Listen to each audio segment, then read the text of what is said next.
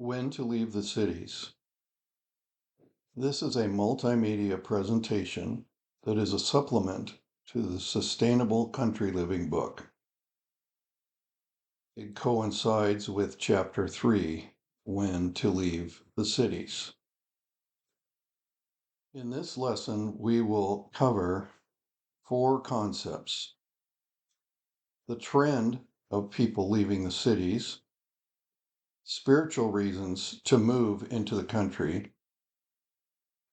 and when are we instructed to move, and followed by current Sunday law movements.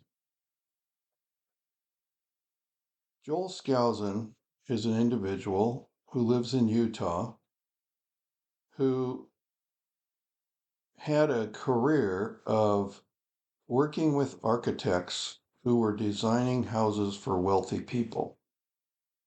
His role was to help them incorporate a hidden safe room in this expensive home so that the owner would have a place in the home that others would not be aware of, that would allow them to flee during a stressful time and hide, as well as store up materials, food, and other kinds of things that they might need for a long time, period of time when they would be hiding. When Y2K came along, Joel Skousen was approached by various people to say, where is the safest place for me to live?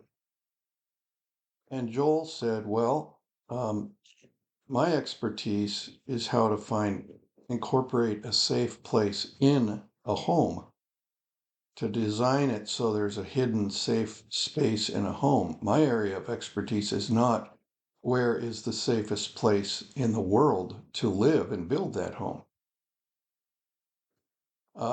He had written a book or two on the subject of safe rooms in homes, but he hadn't written a book about where to live.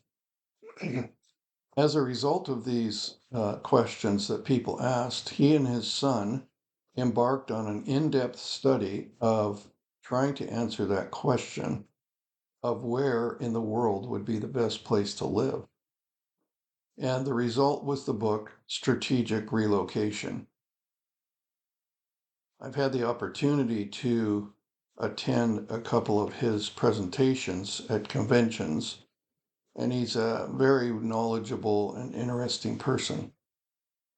The reason I bring this up is he stated in this book, as we have repeatedly warned, we see inherent dangers in large population centers and recommend people move away from these areas if at all possible.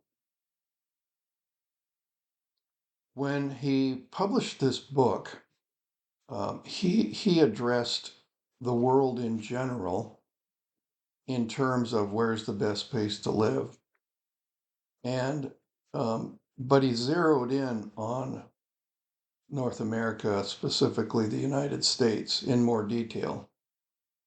This book is a really good resource if you are considering moving and trying to be in a better position, because it will take each geographic area in a particular location, say in the United States, and it will analyze a variety of aspects that are unique to that area, such as the financial situation, the tolerance for freedom, the acceptance of homeschooling, the military threats. Is this area a target when there's a war, etc., etc.? Great resource. I highly recommend it. If you want to find this book, you can go to the website preparingforthetimeoftrouble.com and click on the link that's near the top of the first page that says recommended resources. and you'll find information there about it. As noted in a national public radio analysis of the trend to move out of the cities, they stated, when the pandemic was in full force, one of the big news storylines was that families were fleeing cities for the countryside or the suburbs.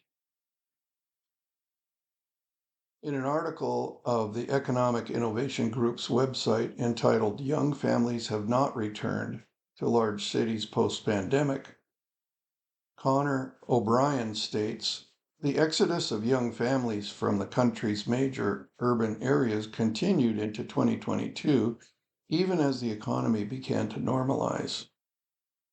So what we've seen from these two articles is that during the pandemic, there was a mass migration of families choosing to get away from areas that were more restrictive and to relocate into geographic areas that were more conducive to what they wanted their lifestyle to be.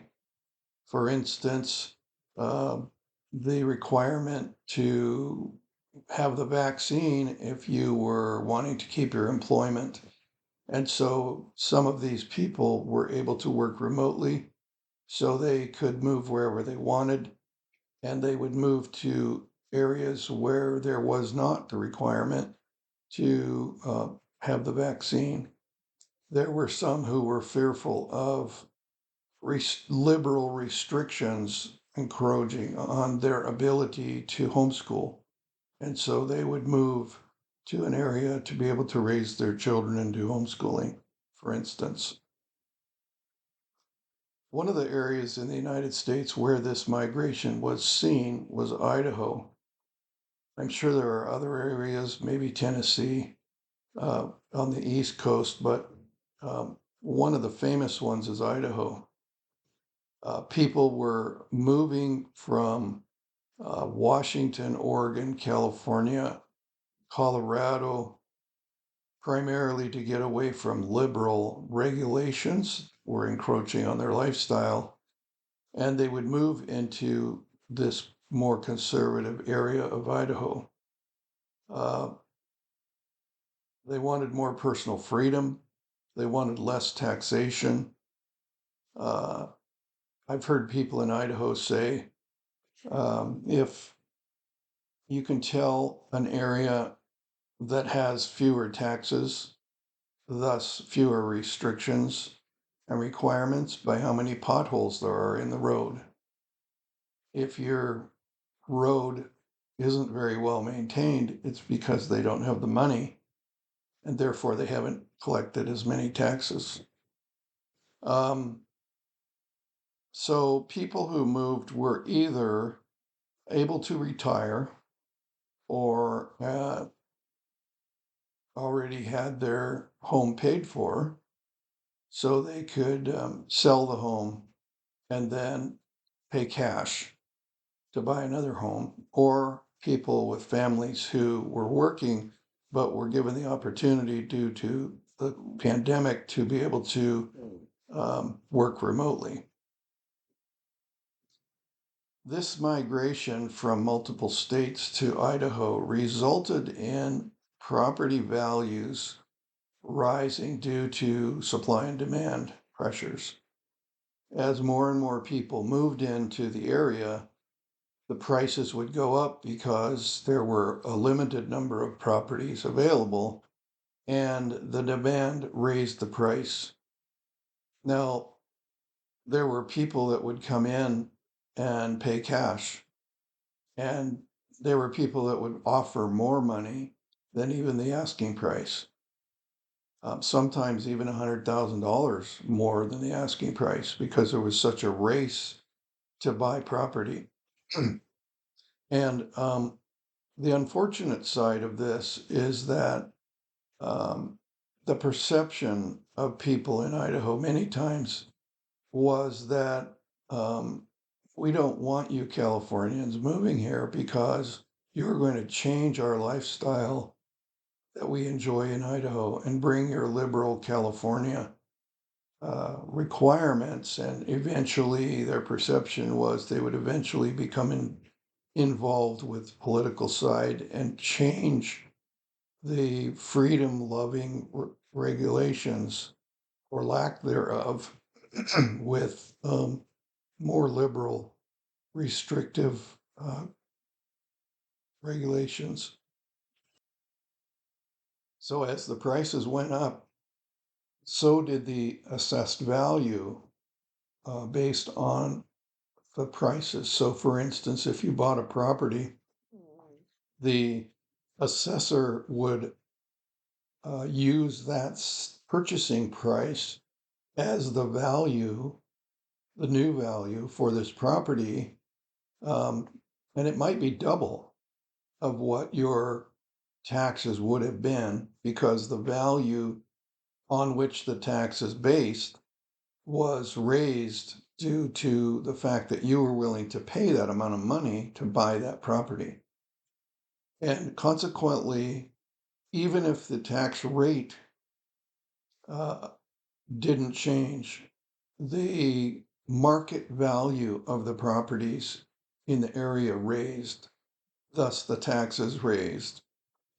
So many people who were multiple generation homeowners found it very difficult to be able to continue to afford to live where they love because their income didn't increase, but their taxes for their property increased.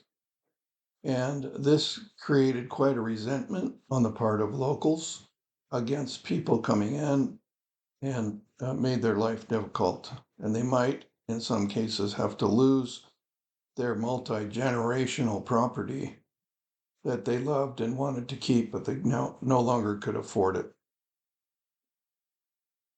One thing that became evident was that those who had been wishing to move out of the city into the countryside of Idaho found it increasingly a struggle financially due to the skyrocketing prices of homes and land due to the rush of supply and demand during the pandemic. The takeaway seems to be that a person should plan carefully when and how to move into the country in order to avoid bad choices in a rush to judgment. So this is a twofold recommendation. One is don't wait too long to make the move into the country. The other is don't move in haste and make a mistake. I met someone recently who owns country property and said, have you noticed how it's getting more and more hard to be able to move out of populated areas into the country? They were referring to the fact that not only have the prices gone up almost everywhere for country property, but also the regulations and restrictions that are imposed because of environmental awareness and those kinds of things. Many times it's almost impossible to develop country property in certain areas. So it's important to follow the counsel prayerfully and not continue to wait too long because it will get more expensive and it'll get more restrictive as time goes along. At least that's the trend at the moment. Spirit of Prophecy says, if in the providence of God we can secure places away from the cities, the Lord would have us do this. There are troublous times before us. So it's important to follow the counsel to move away from the cities, but to do it as the Lord provides the opportunity, if in the providence of God. We don't want to go and move just in a panic, but we need to be prayerful about it. We need to watch for God opening and closing doors. We need to step out in faith, and yet we need to be careful to follow God's leading and not get ahead of God. Another place, Spirit of Prophecy says, the time has come when, as God opens the way, there it is again, you're praying and you're seeing God open the way. Families should move out of the cities. The children should be taken into the country. The parents should get as suitable place as their means will allow. I want to pause right there. For many years, I have attended various country living seminars, and a person can possibly accidentally, if not intentionally, come away with the perception that they have to be able to buy country property. This is unfortunate because you'll notice it says the parents should get, doesn't say buy, as suitable a place as their means will allow. So, my recommendation is for a person to consider their personal situation. If a person owns their own home and it's paid for, then they can justify and afford to look for property in a rural uh, situation and be able to afford to buy it and be debt free. Another family might not be able to afford to be completely debt free yet, but that's their goal, and they are um, living on property that they are purchasing with a bank loan, and they could move and afford to purchase maybe a smaller place to be more debt free, but still be able to purchase. On the other hand, there are people who cannot afford to purchase. And my recommendation is to look at your own situation. If you are currently renting, then God isn't necessarily expecting you to buy and go into deep debt. If you're renting, it's very possible that you could find, with God's leading, some property in the country that you can rent. Now you're not putting a strain on your financial situation. So, parents should get as suitable a place as their means will allow. Though the dwelling may be small, yet there should be land in connection with it that may be cultivated. So the key is to have the ability to grow a garden, not to have some big mansion that you can't afford. An even more compelling reason to move out of the cities into the country is that the Bible predicts a time in the future when those who do not accept the mark of the beast will be prevented from buying and selling. He was granted power to give breath to the image of the beast, that the image of the beast should both speak and cause as many as would not worship the image of the beast to be killed. He causes all, both small and great, rich and poor, free and slave, to receive a mark on their right hand or on their foreheads, and that no one may buy or sell except one who has the mark or the name of the beast or the number of his name. The question then is, how much harder would it be to not be able to buy or sell if a person lived in a congested city as compared to being able to provide for your family and country property? Obviously, if you can't buy or sell, you are not going to be doing well in the city, but it is possible that you could be quite comfortable in the country. The book Country Living once again provides a motivation to move into the country. Again and again, the Lord has instructed that our people are to take their families away from the cities into the country, where they can raise their own provisions. For in the future, the problem of buying and selling will be a very serious one. We should now begin to heed the instruction given us over and over again. Besides the prophetic situation that we're going to face with not being able to buy or sell, we could have man made or natural disasters that could happen that could interrupt our lives, as we have seen in previous studies. Another threat is an EMP. Besides the overall well being of one's family and planning to be self sustaining during hard times, there looms another threat, the threat of an EMP or electromagnetic pulse. In 2012, there was a hearing before Congress regarding the threat and impact of an EMP on the homeland. They reported to Congress that the immediate and eventual impact, directly or indirectly, on the human population, especially in the major cities, is unthinkable. You can see from the point of view of this Committee on Homeland Security the crippling impacts of an EMP, and the grid going down would be much more difficult for those living in the cities. So we need to plan ahead. Because we may not know in advance when we would encounter a crippling effect of an EMP or a time when we could not access and spend our money, it would behoove us to lay plans to be more self-sufficient and independent of the services that we're so used to having at our fingertips. Moving into the country setting with the ability to grow your own food supply would be a great and possible life-saving benefit when times get tough.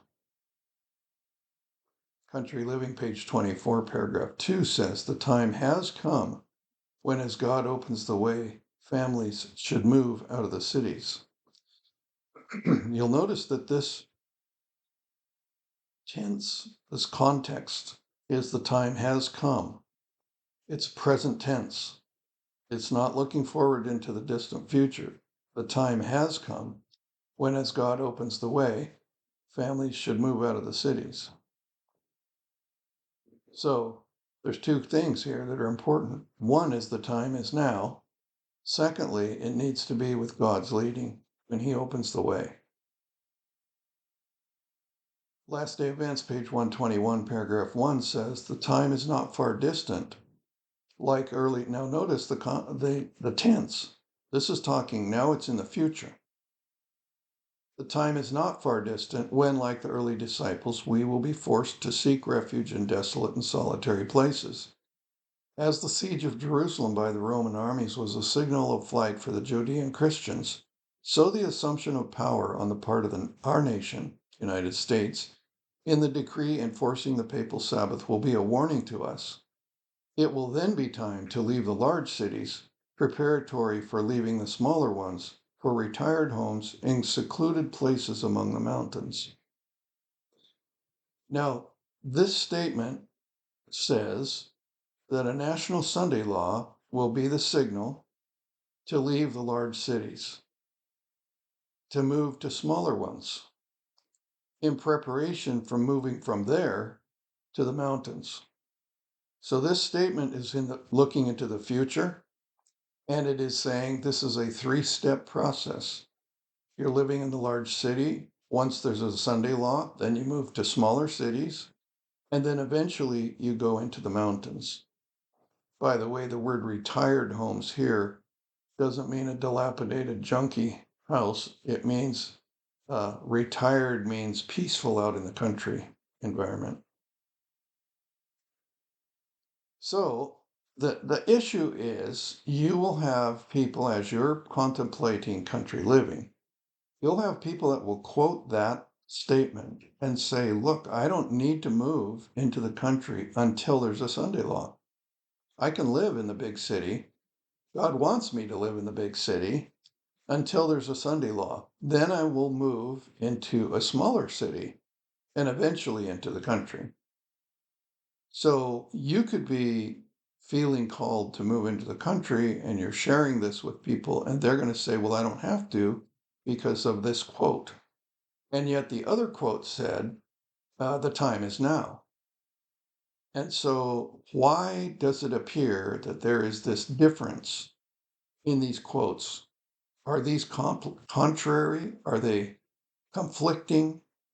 We're going to address that here. Now, the key is we're going to back up and take a look at the siege on Jerusalem, because that quote said, just like the siege on Jerusalem, the Sunday law will be a sign, just like Jesus said, the Roman armies. So here's Matthew 24:15 and 16, where Jesus is giving this warning on which is hinged all of this topic.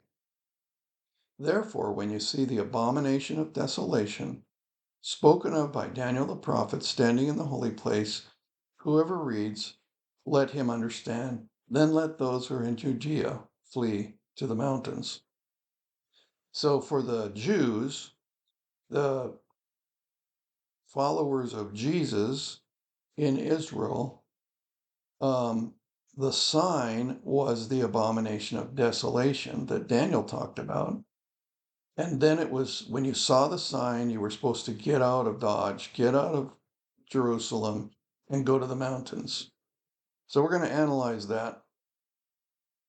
Great Controversy, page 29, paragraph 2 says, all the predictions given by Christ concerning the destruction of Jerusalem were fulfilled to the letter. Not one Christian perished in the destruction of Jerusalem. Christ had given his disciples warning, and all who believed his words watched for the promised sign. Page 30, paragraph 2. Events were so overruled by God that neither Jews nor Romans should hinder the flight of the Christians. Upon the retreat of Cestius, the Roman official, the Jews, sallying from Jerusalem, pursued after the retiring army, and while both forces were thus fully engaged, the Christians had an opportunity to leave the city. Thus, the Christians throughout the land were able to make their escape unmolested. Without delay, they fled to a place of safety, the city of Pella, in the land of Perea beyond the Jordan. A couple of things. The context here is that Cestius led the Roman armies and surrounded the city. Now, the Christians knew that was the sign that Jesus had given. And what's significant is because of the events that were going on in Jerusalem at that time, Jewish people from all over came to Jerusalem to be able to celebrate these festivals. And there were many people who were Jews who were Christians who followed Jesus and knew about this warning.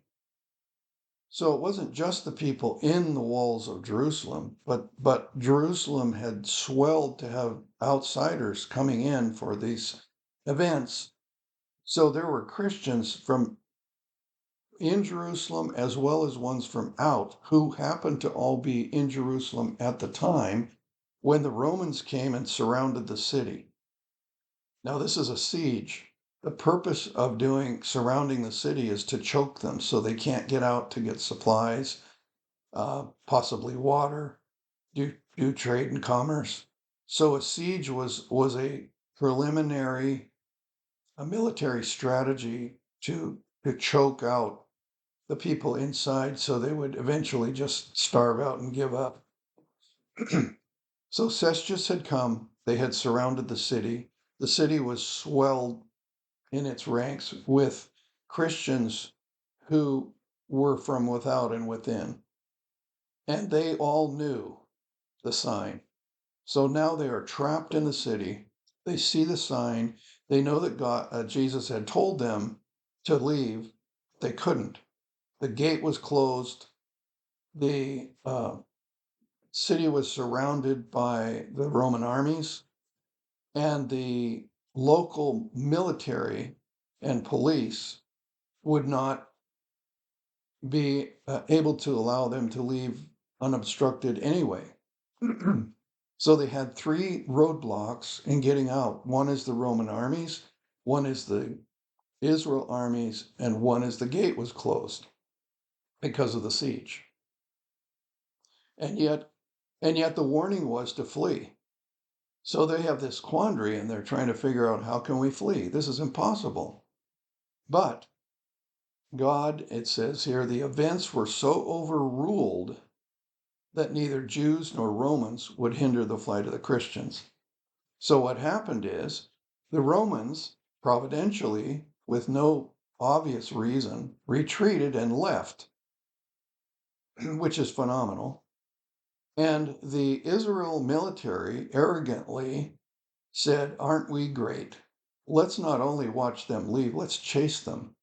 So they opened the gate and the Israel armies chased the Romans. Meantime, these Christians inside no longer had the encumbrance. The gate was wide open and unattended, and the Jewish military and the Roman military were gone. So there was nothing keeping them from leaving except the lack of faith. And all of these Christians left. Now, you'll notice where they went. The place of safety was Pella. Now, you'll remember Jesus' warning was go to the mountains. My question was, is Pella in the mountains? I picture the Holy Lands being desert and flat. And so I researched what Pella looked like, and here's a picture of Pella. You can see it is in the mountains comparatively to the flat desert. This is the very place where all of these Christians went. And it's interesting because this is a fairly current picture, and you can see ruins of the churches that they built because they didn't just flee, they moved there to stay.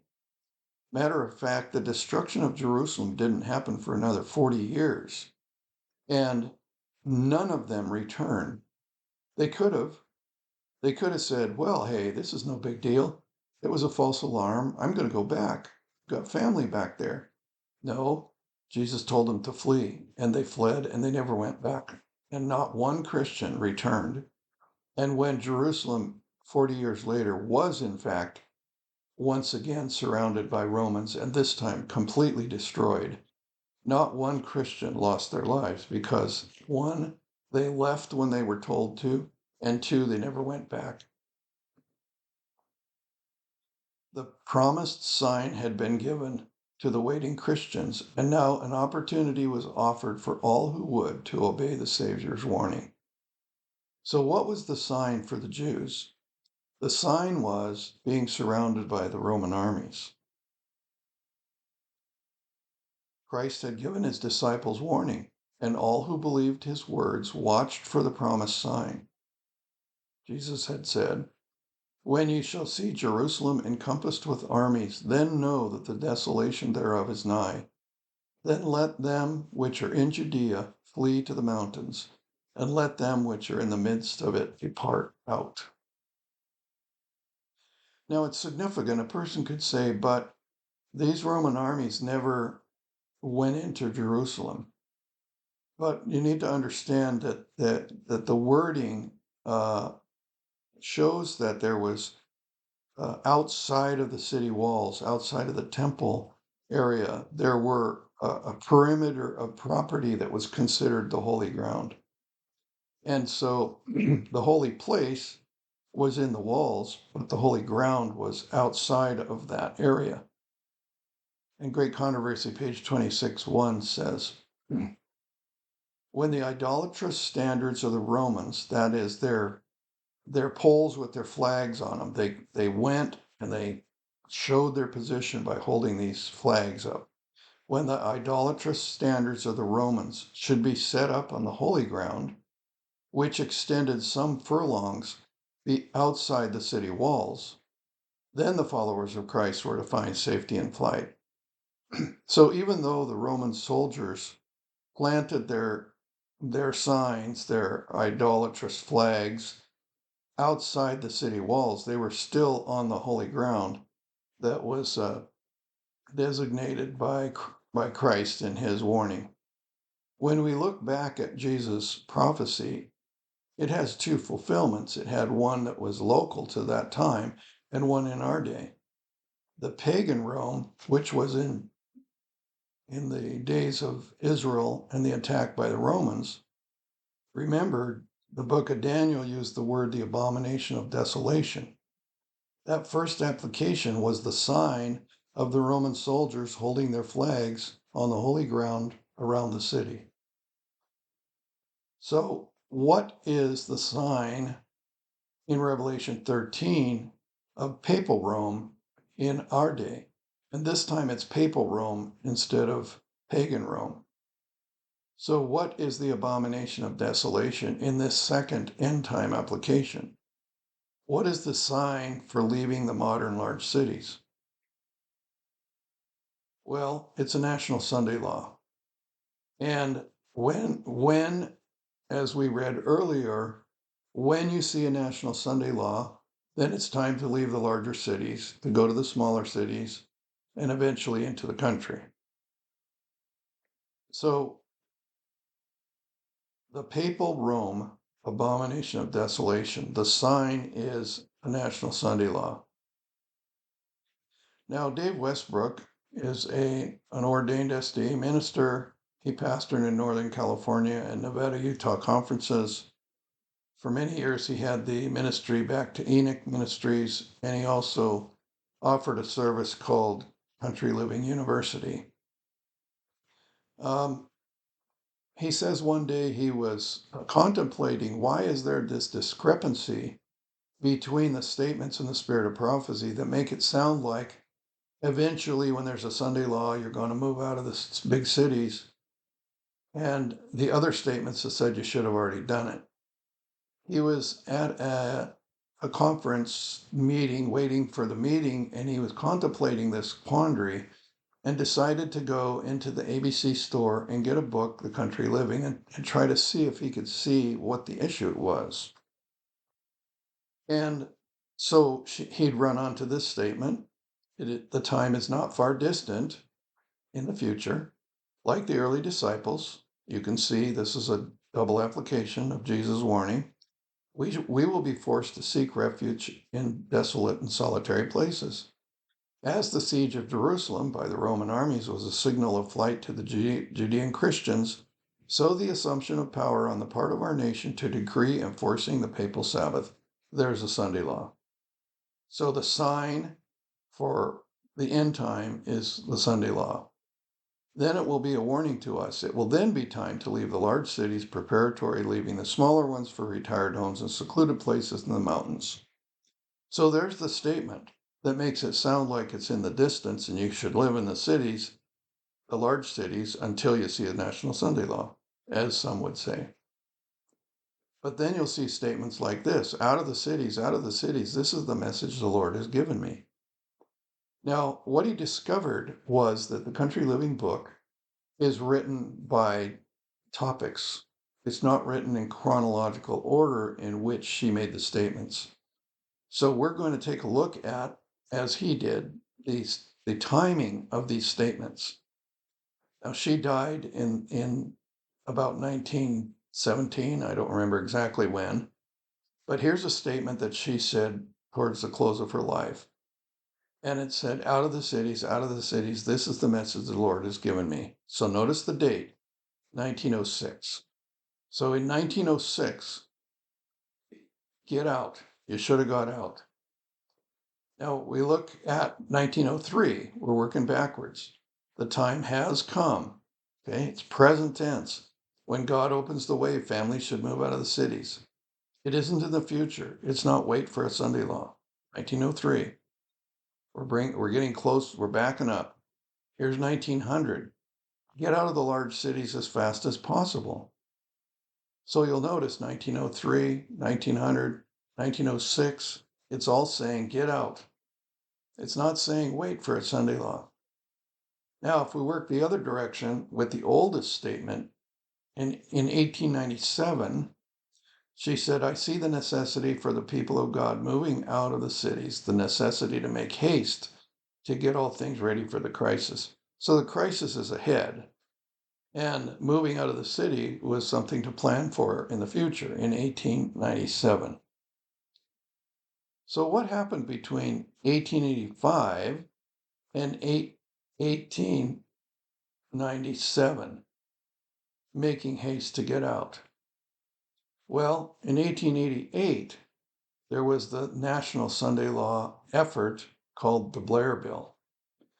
And this was, if it was a Sunday law enacted nationwide, would clearly be the sign to get out of the large cities, move into the smaller ones, and eventually move into the country. This Blair Bill was intended to become a national law, and it was in a subcommittee to package to present to Congress to make it into law. Now, when we see signs happening like this, one might say, well, we know, yeah, God's going to wrap things up. Let's let it happen.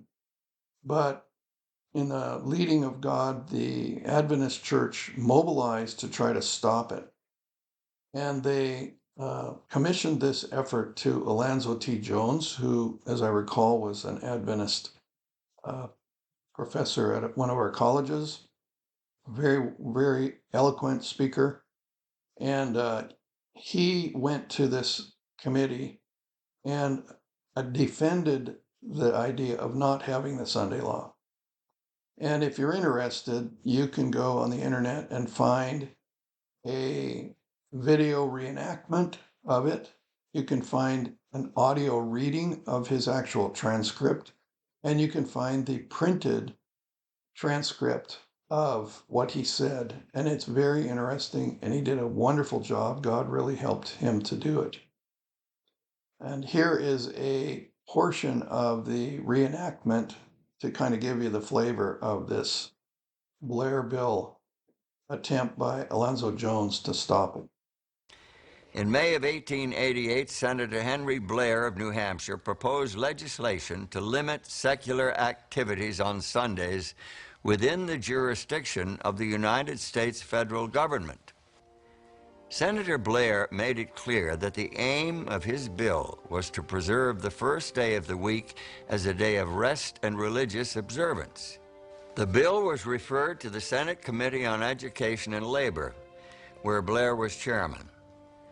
Among those who raised objections to the proposed legislation was Alonzo T. Jones. Sir, you may speak of the power of the majority in social and civil matters, but there is no majority, however large, that can invade the territory of a man's religion. Not in this land, not under our Constitution. Mr. Jones, you fail to recognize the right, or more importantly, the responsibility of the state to protect the welfare of the people as a whole. Senator, it seems that you fail to recognize the clear distinction between man's responsibility to the state and his duty toward God. The first, he must render under the force of law. The second, duty to God, must be carried out only under the force of love, and that freely, voluntarily. No law can command love. But the law of the state must protect the people to carry out their duty to God. Our Sunday law is written to ensure the preservation of the Lord's Day for the benefit of the people. An admirable goal, Senator Blair, but completely unnecessary. Our Constitution already recognizes the rights of the people with respect to their religion. Your Sunday law would add nothing to our fundamental freedoms. It would rather add restrictions. But there was no national Sunday law passed. The Blair Bill failed. Matter of fact, it failed twice. So God in his providence used Alonzo T. Jones to successfully defeat the Sunday law from actually becoming national requirement. Now notice the temple and Jerusalem were not destroyed by the Romans during the first siege. It was the return of the Romans later that resulted in the destruction. Is it possible that the Blair Bill was the first siege in the end time? Do we see signs of a second siege approaching?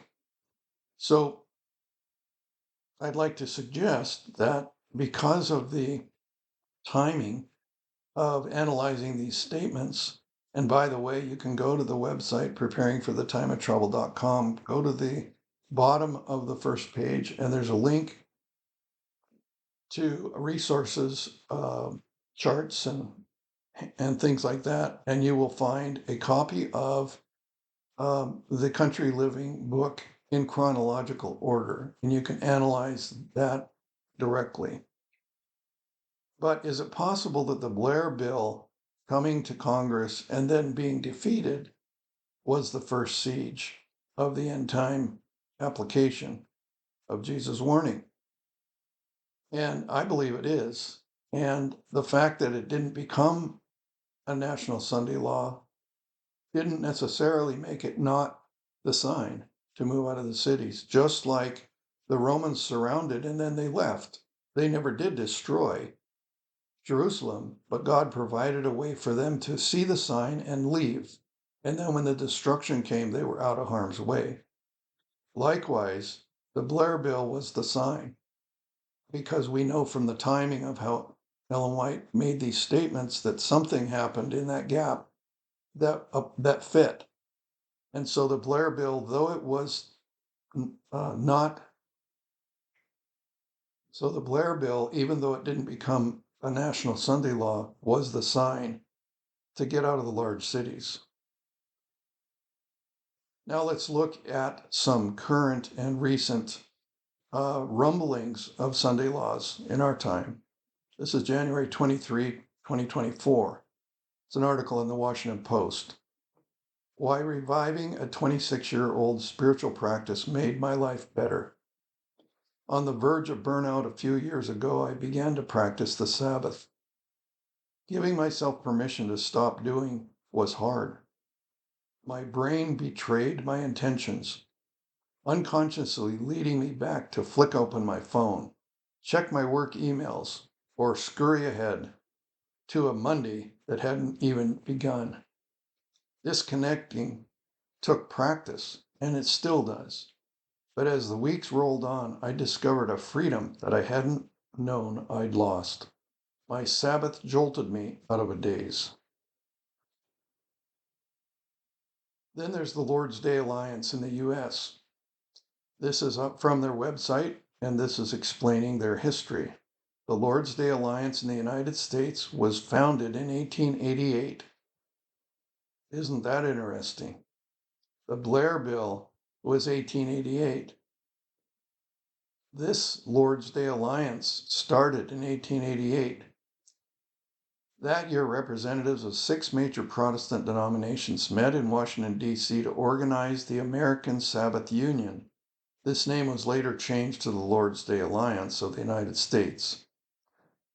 The LDA has been the one national organization whose sole purpose is to maintain and cultivate the first day of the week as a time for rest, worship, Christian education, and spiritual renewal.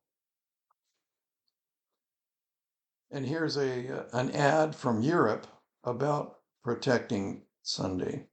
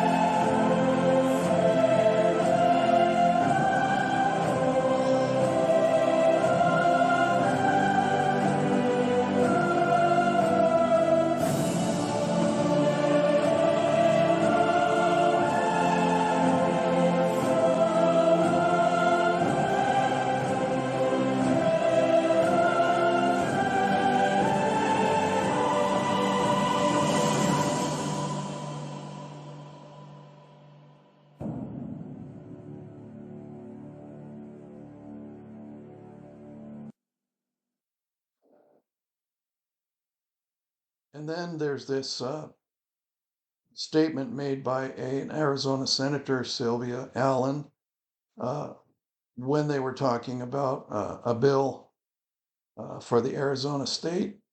Her effort was, how do we get a moral rebirth in our country? We should be debating a bill requiring every American to attend a church of their choice on Sunday to see if we can get back to having a moral rebirth. And of course, many of us see that the Sunday law will be crouched in the environmental push. And so this video clip is in the context of benefiting the environment. Video clip. Introducing the Earth Sabbath, a transformative initiative that encourages individuals and communities to dedicate 1 day per week to reducing energy consumption and allowing the Earth to rest.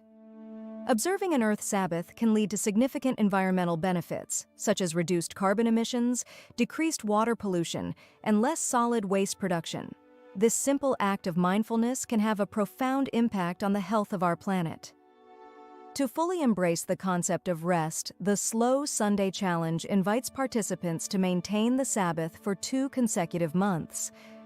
By overcoming the constant busyness that often consumes our lives, we can rediscover the restorative power of slowing down and appreciating the natural world around us.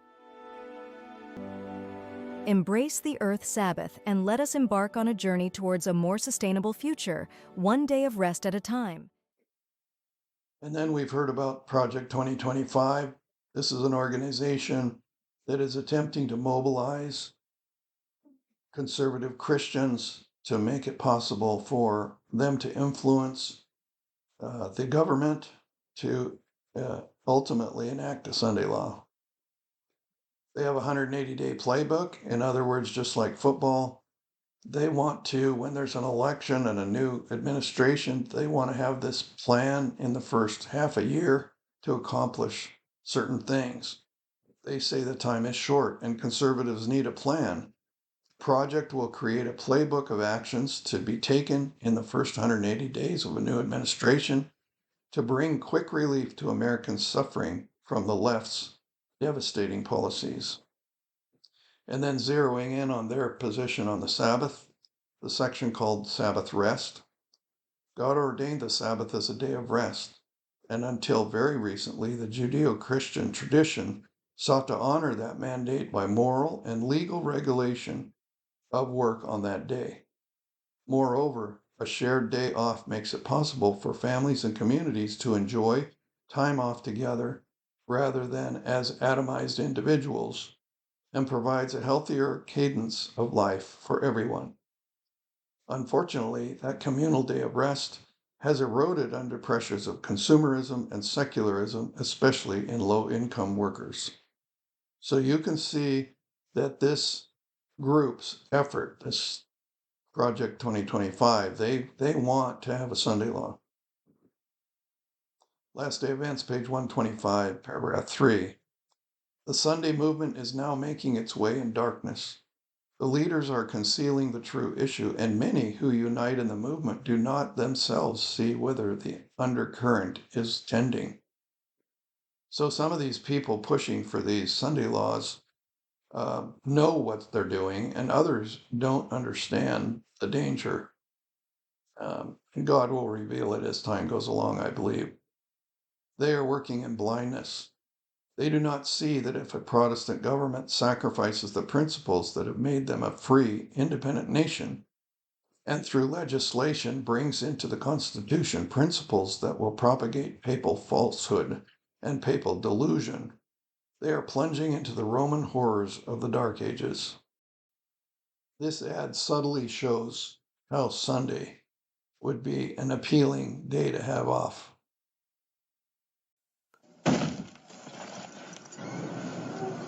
In a work world, what difference will 1 day make?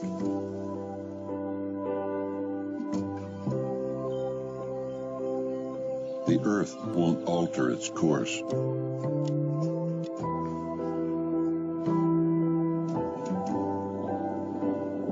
cats and dogs will be cats and dogs.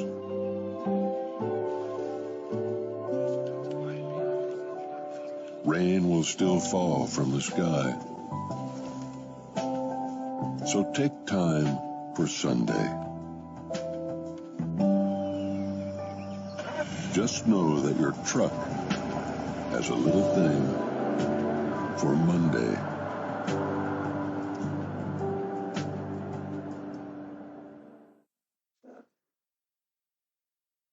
So we see from Matthew 24 that there's a dual application.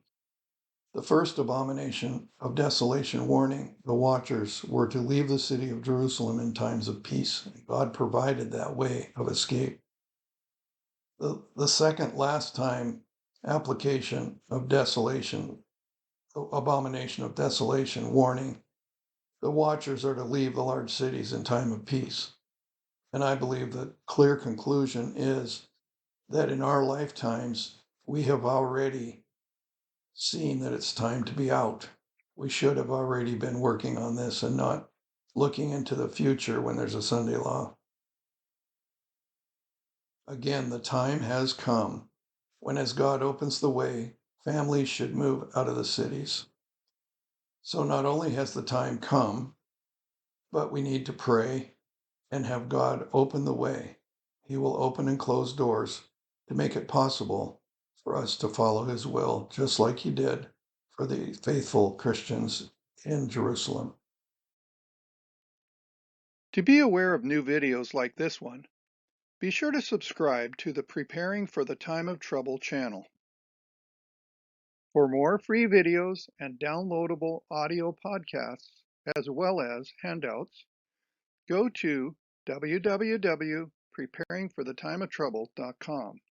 Topic categories include recordings of live seminar presentations, country living, sustainable gardening, homestead remedies, how to be self-sufficient when the grid goes down, wild edible and medicinal plants, hydrotherapy, and end-time Bible prophecies. To take advantage of these free resources, go to preparingforthetimeoftrouble.com.